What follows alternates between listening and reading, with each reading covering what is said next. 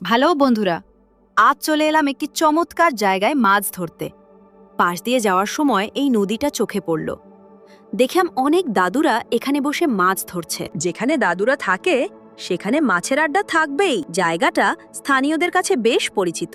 মাছ শিকারীদের জন্য এটা কোনো উৎসবের চেয়ে কম নয়। চলুন আজ এই দাদুদের সাথেই একটু আমি আজ এই বিশেষ টোপটি ব্যবহার করছি, যা মাছের খুব প্রিয়। প্রথমে কিছুটা পাউডার নিয়ে পরিমাণ মতো জল মিশিয়ে নিচ্ছি, তারপর ভালো করে মেখে একটা মণ্ড তৈরি করে নেব। আমাদের মাছের খাবার রেডি।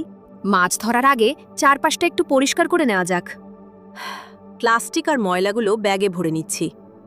আরে, পরিষ্কার করতে করতে দেখি জল থেকে কে যেন একটা জ্যান্ত মাছ তুলে রেখেছে। আমি তো এখনো ছিপ ফেলাইনি।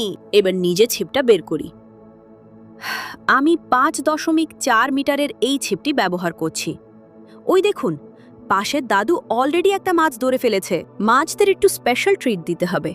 কিছু ভুট্টার দানা আর টোপ জলে ছিটিয়ে দিচ্ছি, যাতে সব মাছ আমার দিকে চলে আসে। ওদিকে দেখুন, বুনো হাঁসগুলো আপন মনে সাঁতার কাটছে। কি চমৎকার শান্ত পরিবেশ। ফাতনাটা নড়ছে।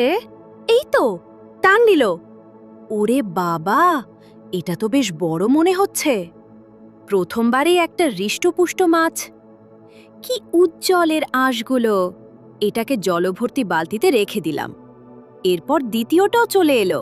আবার ফাতনা ডুবলো। আরে, এবার তো ছোট মাছ। ওদিকে এক দাদু বলছেন ওনার ছিপে মাছ আসছে না। আমি হাসতে হাসতে ওনাকে আমার তৈরি টোপটা একটু দিয়ে এলাম। দেখি আমার টোপে ওনার ভাগ্য ফেরে কিনা। সামনের দিকেও অনেকে মাছ ধরছে। ওহ, এবারে তো চ্যাপ্টা ধরনের মাছ ধরা পড়ল। এর শরীরটা তো দেখি বেশ চওড়া, মনে হচ্ছে জিম করে এসেছে। এরপর একের পর এক মাছ ধরা দিতে লাগলো।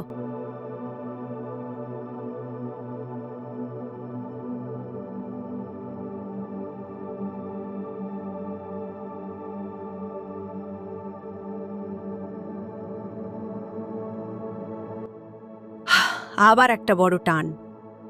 উফ, এটার গায়ের রং আর আকার দেখুন, একদম নিখুঁত। আজ এত মাছ ধরেছি যে গোনা মুশকিল। এদিকে সেই দাদু আমার টোপ ব্যবহার করে মাছ পেয়ে খুব খুশি। উনি আমাকে ধন্যবাদ দিলেন। চলুন এবার দেখি আজ মোট কতগুলো মাছ হলো। বালতি উপুর করতেই দেখুন মাছের পাহাড়। তবে আমি একা এত মাছ দিয়ে কি করব? তাই আমার ফ্যান যারা এখানে আছে তাদের মধ্যে মাছগুলো বিলিয়ে দিচ্ছি। বাকি যে ছোট মাছগুলো আছে সেগুলো আবার জলে ছেড়ে দিচ্ছি, যাতে ওরা বড় হতে পারে। প্রকৃতির জিনিস প্রকৃতিতেই ফিরে যাক। আজকের মতো এখানেই বিদায়। ভালো লাগলে সাথে থাকবেন। Bye bye.